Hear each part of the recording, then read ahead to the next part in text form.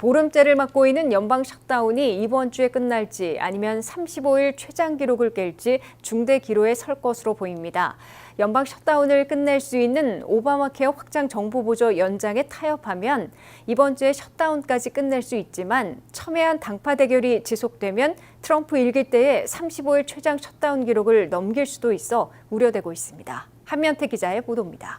10월의 첫날부터 시작된 연방 셧다운 부분 폐쇄가 보름째 3주차에 접어들면서 곳곳에서 경제 폭탄이 잇따라 터지고 있어 공직사회는 물론 일반 대중, 미국 경제 전반에까지 심각한 타격을 가하고 있습니다. 연방 셧다운에도 전년도 남은 예산으로 문을 열어온 스미소니언 박물관 19곳과 국립동물원이 끝내 일요일에 문을 닫았습니다. 이로써 명소를 방문하려던 미국인들은 물론이고 외국 관광객들을 크게 실망시키고 있습니다. 무급으로 일하고 있는 항공 관제사들은 애초에도 인력 부족에 시달려 왔는데 생활고를 견디지 못하는 경우 병가를 내고 다른 곳에서 돈을 벌어야 하므로 인력난이 갈수록 극심해져 미국 항공편들만 해도 하루 3,000편 이상 연발착되고 있고 200~300편은 아예 취소되고 있습니다. 도널드 트럼프 대통령의 긴급 명령으로 15일 페이데이에 현역 미군 130만 명, 국가방위군 예비군을 포함하면 200만 명의 미군들은 봉급을 받을 수 있게 된 반면에 일시해고에 들어간 75만 명은 셧다운이 풀려도 백페이, 체불임금을 받지 못할 위기에 빠져 있습니다. 게다가 200만 연방 공무원들 가운데 7개 부처 4,200명은 지난 금요일 감원 통보를 받고 영구 해고되는 시기를 맞고 있습니다. 연방 재무부에서 1,446명이 감원 통보를 받았는데 대부분은 전임 민주당 행정부에서 대폭 늘렸던 IRS에서 이미 2만 5천 명을 감원한 데 이어 이번 셧다운 과정에서 추가 해고 통보를 받았습니다. 보건복지부에서도 10,000명이 감원된 데 이어 이번에 1,200명이 추가 해임 통보를 받았습니다. 연방교육부에서는 이미 절반으로 줄어든 남은 2천여 명의 20%인 466명이 감원됐습니다. 주택도시개발부에서는 442명이 감원 통보를 받았습니다. 상무부에서는 특허국 126명을 비롯해 모두 300여 명이 감원됐습니다. 국토안보부에서는 사이버 기간시설보안부서에서 176명이, 환경보호처에서는 25명 안팎이 해임됐습니다. 트럼프 행정부는 230만 연방 공무원들 가운데 올 한해 30만 명을 감원한다는 목표 아래 현재까지 20만 명을 줄여 앞으로도 계속 감원할 것으로 예고되고 있습니다. 아이스를 비롯한 이민 단속 요원들은 별도의 BBB 예산으로 봉급을 계속 수령하고 있고 미군 병력도 대통령 특별 지시로 15일 페이체크를 받게 되었으나 75만 일시 해고자들은 물론 필수 요원들은 일하면서도 봉급을 받지 못하는 상황이 장기화될 것으로 우려되고 있습니다. 연방 셧다운으로 일주에 70억 달러의 피해를 볼 것으로 추산되고 있는데 트럼프 일기 때 35일간 110억 달러의 피해를 냈던 기록을 기간과 액수면에서 모두 갈아치울지 주시되고 있습니다. 일주에 70억 달러의 손실을 보면 미국 경제의 국내 총생산 GDP에서 0.1%포인트씩 깎일 것으로 CBS 뉴스가 경고했습니다. 더욱이 미국의 고용이 이미 급속 냉각된 것으로 간주되면서 미국민들의 소비 지출도 얼어붙기 시작해 올 연말 대목과 내년 상반기 미국 경제의 급속 둔화 또는 불경기까지 우려되고 있습니다. 피할 수도 있었던 연방 셧다운으로 곳곳에서 경제 폭탄들이 잇따라 터지고 있어 워싱턴 정치권이 이번 주에 ACA 오바마 케어 확장 정부 보조의 한시적인 연장안으로 돌파구를 찾고 셧다운을 종료시킬 수 있을지 중대 기로를 맞고 있습니다. WKTV 뉴스 한면택입니다. 이 오바마 케어 확장 정부 보조가 올 연말 그대로 만료되면 2천만 명의 보험료가 2배인 114% 급등할 것으로 카이저 패밀리 재단이 새로 산정해 발표했습니다. 보험료 폭등으로 오바마 케어 가입자들 가운데 내년에만 200만 명이 건강보험 가입을 하지 않게 될 것으로 미 의회 예산국이 추산했습니다. 연방 셧다운을 푸는 조건으로 떠오른 ACA 오바마 케어 확장 정부 보조 종료 문제가 초미의 관심을 끌고 있습니다. 11월 1일부터 12월 15일까지 내년도분을 등록하게 되는 ACA 오바마 케어는 팬데믹 시절 정부 보조를 대폭 확대했던 확장 정부 보조가 올 연말로 끝나기 때문에 연장 여부가 최대 이슈로 떠올라 있는 것입니다.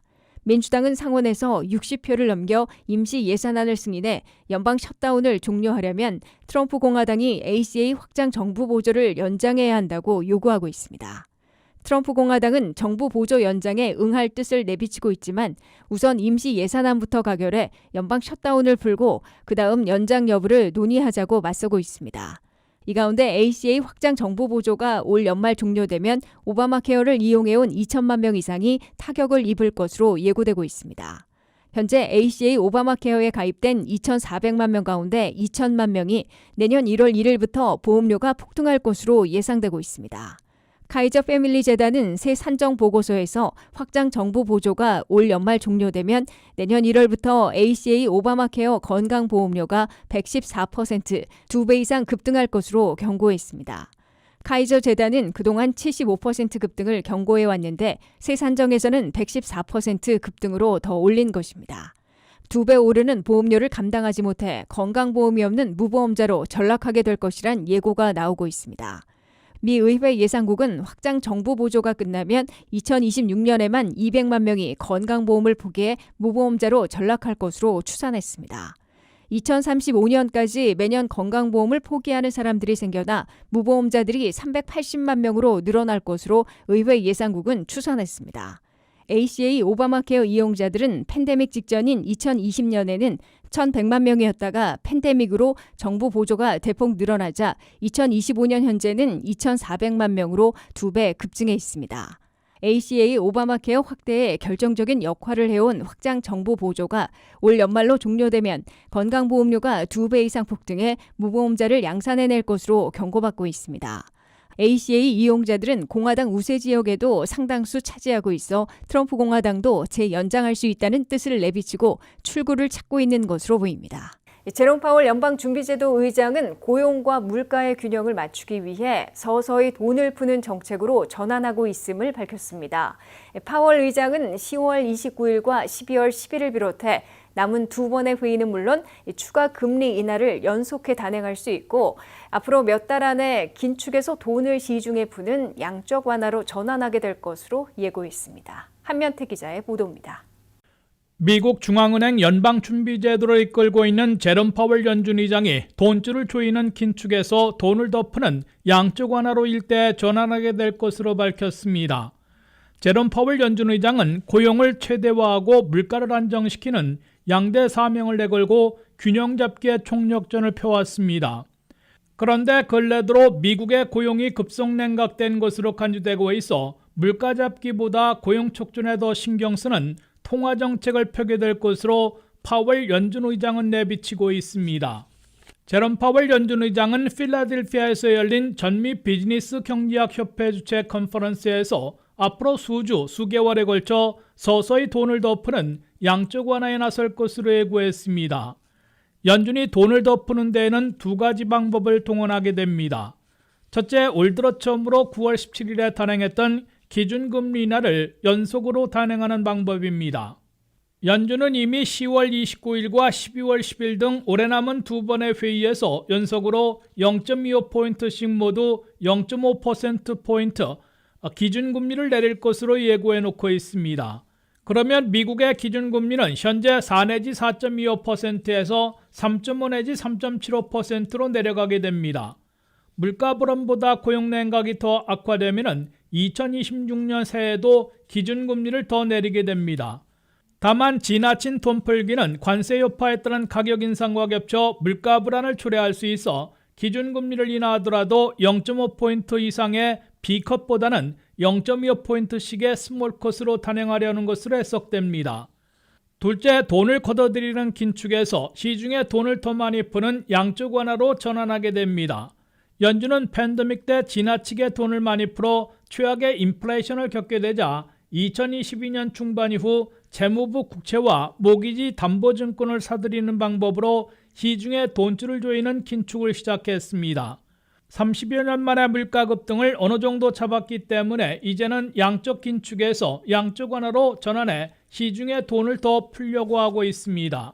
시중에 돈을 더 풀려는 연준의 의도는 고용 급등에 따라 미국민들이 돈을 벌어 쓸 수 없게 돼 소비 지출이 급속 위축되고 불경기에 빠질 수 있기 때문에 돈맥 경화를 막는 동시에 소비 지출을 촉진시키려는 겁니다. WKTV 뉴스 한면택입니다. 국제통화기금 IMF는 올해 미국을 비롯한 세계 경제는 고용 약화와 성장 둔화를 겪겠지만 불경기나 물가 급등은 없을 것으로 전망했습니다. 관세 여파가 우려보다는 약하고 지연되고 있어 올 연말까지 우려와는 달리 경기 침체나 물가 급등에 빠지지는 않을 것으로 IMF는 새 경제 전망 보고서에서 내다봤습니다. 국제통화기금이 워싱턴 정례회의에 맞춰 14일 발표한 올해 마지막 경제전망 보고서에서 미국을 비롯한 세계 경제는 지난해보다는 분명 성장이 둔화되겠으나 우려했던 불경기나 심한 인플레이션은 없을 것으로 규정했습니다.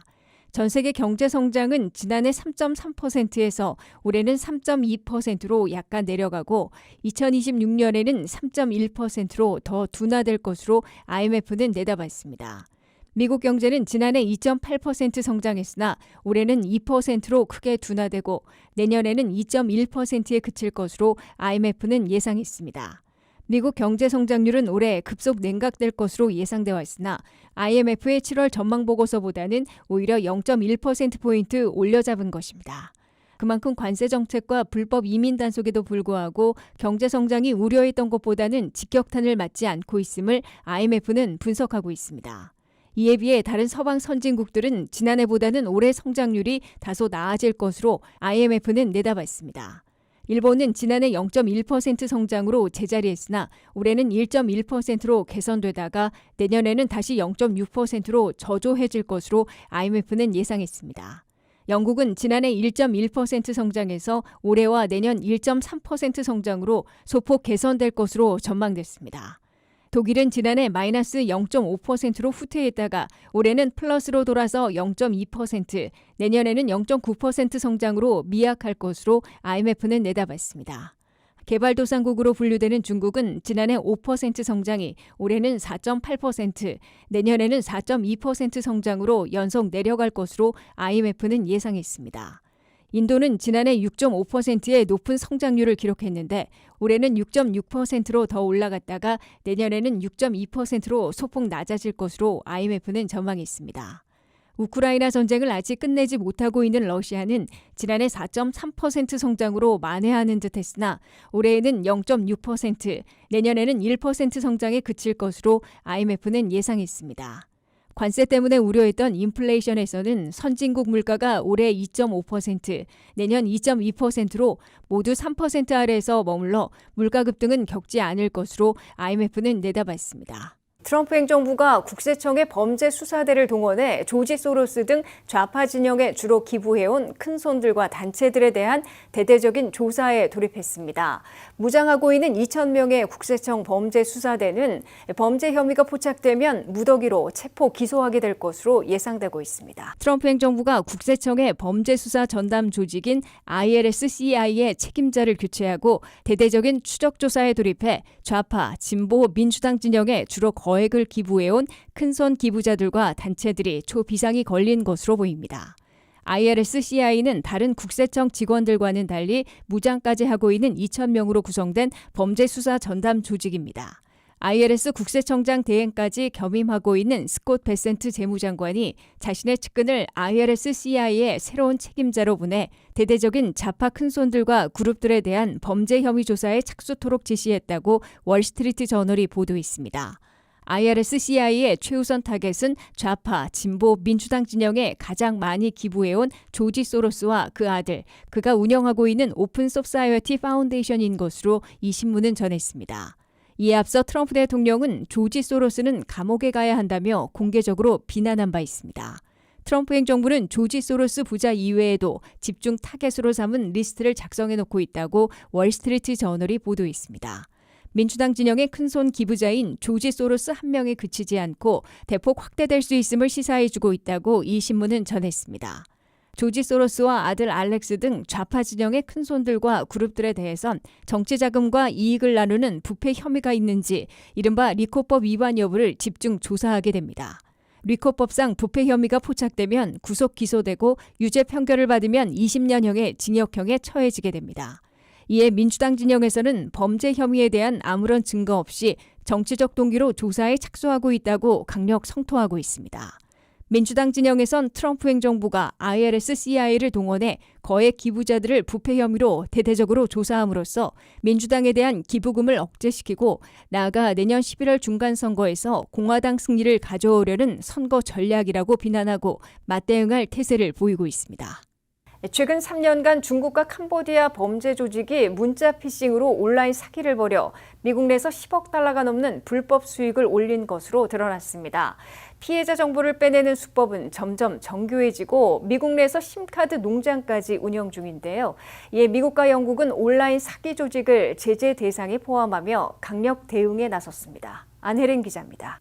미국 내에서 중국과 캄보디아 기반의 범죄 조직들이 점점 더 정교한 수법으로 사이버 사기를 벌이면서 미국 정부가 강력한 대응에 나섰습니다. 먼저 중국 범죄 조직들은 최근 3년간 피싱 문자 메시지를 통해 미국에서 약 10억 달러 이상의 불법 수익을 올린 것으로 드러났습니다. 미 국토안보부는 이들이 도로 통행료 연체, 우편요금 미납, 교통위반 벌금 통지 등으로 위장한 문자 메시지를 보내 피해자들의 신용카드 정보를 빼내는 방식을 쓴다고 밝혔습니다. 이들은 피해자가 링크를 클릭하면 가짜 결제 사이트로 유도해 정보를 입력하게 만들고 이를 실시간으로 탈취합니다. 보낸 정보는 모바일 지갑에 입력해 상품권, 휴대전화, 의류, 화장품 등을 구매하는 데 사용됩니다. 범죄 조직은 문자 발송을 위해 미국 내에서 수천 개의 휴대전화를 연결한 심카드 농장을 운영하고 있습니다. 한 명이 최대 1000대의 휴대전화로 피싱 문자를 동시에 발송할 수 있으며 미국 내에서는 임시 근로자들을 위챗 등을 통해 고용해 이 장비들을 설치하고 관리합니다. 또한 훔친 카드로 기프트 카드를 구매할 때도 이 임시 근로자들이 동원되며 $100어치 카드당 약 11센트의 수수료를 받는 것으로 전해졌습니다. 사이버 보안회사 유닛21B는 휴스턴, 로스앤젤레스, 마이애미 등 주요 도시에서 최소 38개의 심카드 농장이 운영되고 있다고 추정했습니다. 미국 내 피싱 문자 건수는 최근 1년 새 3.5배 이상 증가했으며 하루 33만 건이 넘는 기록적인 수치도 나왔습니다. 이에 미국과 영국 정부는 온라인 사기 조직들에 대한 공동 제재를 발표했습니다. 캄보디아 기반의 프린스 그룹 등은 로맨스 스캠, 가상자산 투자 사기, 자금 세탁 등의 범죄를 주도한 것으로 조사됐습니다. 제재 내용에는 고가 부동산 동결, 자산 차단, 관련 인물 형사 기소가 포함됐습니다. 미 재무부는 휴이원 그룹 등 다른 캄보디아 조직들에 대해서도 미국 금융 시스템 접근을 차단했으며 법무부는 150억 달러 규모의 비트코인에 대한 몰수 소송을 거는 등 역사상 최대 규모의 몰수 조치를 취하고 있습니다. 전문가들은 피해를 예방하기 위해서는 출처가 불분명한 문자나 링크를 절대 클릭하지 말고 의심스러운 메시지는 해당 기관 공식 사이트나 전화번호를 통해 직접 확인하는 습관이 필요하다고 조언했습니다. WKTV 뉴스 안혜린입니다. 여권 파워를 나타내는 헨리 여권지수에서 미국이 사상 처음으로 10위권 아래로 떨어져 12위를 기록했습니다. 무비자 입국 가능국의 수를 보여주는 여권 파워에서 미국이 10위권 밖으로 밀려난 것은 브라질의 무비자 정책 종료와 중국, 베트남 등 아시아 국가의 비자 강화가 주 원인으로 분석되고 있습니다. 반면 싱가포르와 한국, 일본 등 아시아 국가 여권은 상승세를 이어가고 있습니다. 안혜린 기자의 보도입니다. 2025년 헨리 여권 지수에서 미국 여권이 사상 처음으로 세계에서 가장 강력한 여권 10위권 밖으로 밀려났습니다. 2014년에는 1위를 기록했던 미국 여권은 올해 12위, 말레이시아와 공동 순위를 기록했습니다. 미국 여권 소지자는 현재 180국에서 무비자 또는 도착 비자로 입국할 수 있습니다. 이번 하락은 국제 비자 정책 변화와 연관이 깊습니다. 대표적으로 브라질이 미국인 대상 무비자 입국을 종료했고 중국과 베트남 등 일부 아시아 국가들이 비자 요건을 강화했습니다. 반대로 싱가포르, 한국, 일본 등 아시아 국가들의 여권은 계속해서 상승세를 이어가고 있습니다. 전문가들은 글로벌 이동성의 중심이 서구에서 아시아로 이동하고 있음을 보여주는 신호로 볼 수 있다고 평가하고 있습니다. 1위는 싱가포르로 시민들은 193개국에 무비자로 입국할 수 있습니다. 2위는 대한민국, 190개국에 입국 가능하며 외교력과 경제력이 반영된 결과라고 평가되고 있습니다. 3위는 일본으로 189개국에 자유롭게 입국할 수 있어 안정성과 국제적 영향력이 뒷받침되고 있습니다. 4위에는 독일, 이탈리아, 룩셈부르크, 스페인, 스위스가 공동으로 올라 유럽 국가들도 여전히 강력한 여건을 보유하고 있다는 평가를 받고 있습니다.